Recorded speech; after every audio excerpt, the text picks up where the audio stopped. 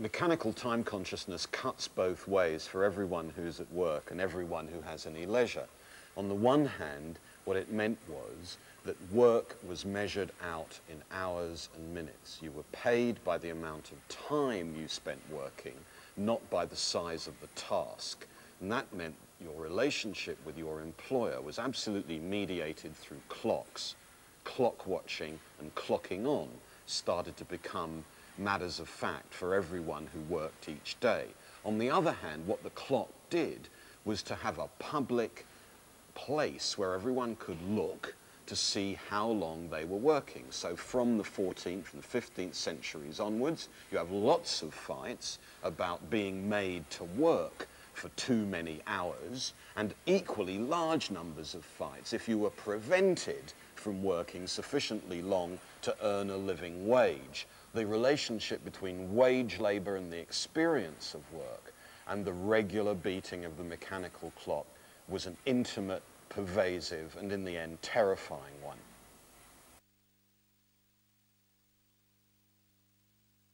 The way in which work was organized from the 18th century and the Great Automation started to depend on their relationship with the rhythm of the very machines that up till then they'd been using to work and produce.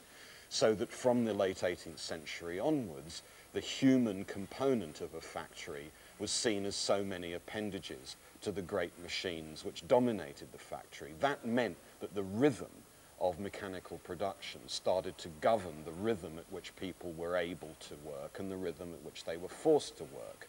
So that clocking on with a machine like this started to dominate the way in which people understood their own labor time. People could be fired. There are records in the 19th century, for example, of people being fired from British factories if they could tell the time themselves, so that the only clock that they were allowed to trust was the one that belonged to the factory. And from as early as the 1760s and 1770s, manufacturers like Josiah Wedgwood in Etruria, who was running a works which itself wasn't even yet automated, nevertheless began to install telltale clocks made by his friend in Birmingham, John Whitehurst, which governed the hours at which every potter in Wedgwood's factory would work, when they should turn up for work, when they should break, and when they should leave. And those telltale clocks told the tale of a new rhythm of industrial production.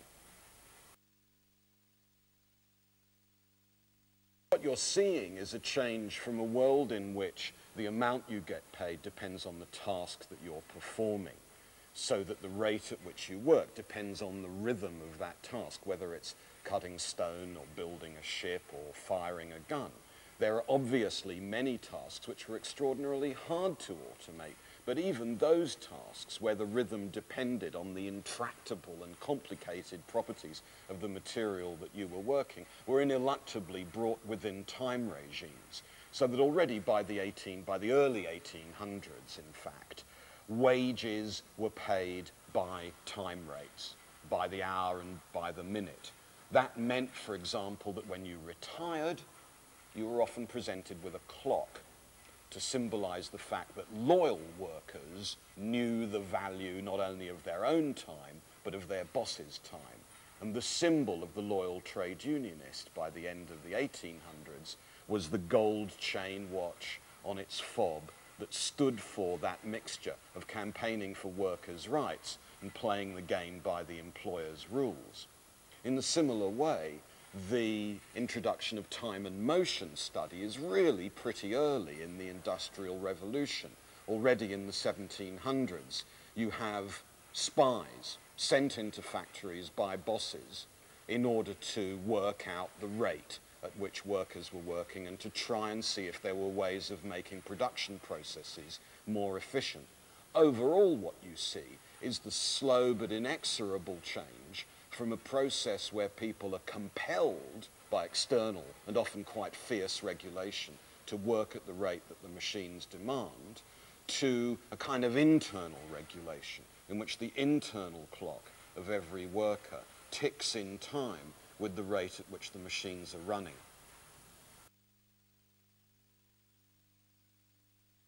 Something pretty specifically Western about the internalization of mechanical time, the way in which it's not just that one experiences time as something imposed from without by nature's rhythms, for example, or by the rhythms of some publicly established horological standard.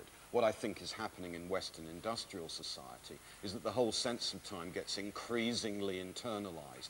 We see this partly in the way in which to be civilized is to carry a clock. So that from the late Middle Ages already with portable clocks, and then massively from the 17th and 18th century, the idea of the watch is precisely what it is to be civilized. So that when Jules Verne at the end of the 19th century tries to define what being a gentleman, let alone being a worker, is, a gentleman is someone who knows the time without having to consult his watch, because he's completely internalized this mechanical, regular rhythm. And it's that way in which the clock is brought within psychology, within mentality, that I think defines a lot of what time means in the new industrial societies.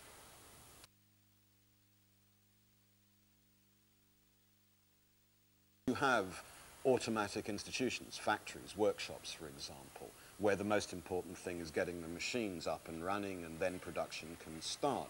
Regulating and coordinating the different components of the workforce becomes essential, so that, for example, you could just as easily be fined for turning up early and expecting to be paid before the machines were up and running, as you could be fined for turning up late and thus wasting possibly productive hours after the machines have started. It's the precision which is going to be demanded from regular clocked work that I think is definitive of this new style of time management and industry.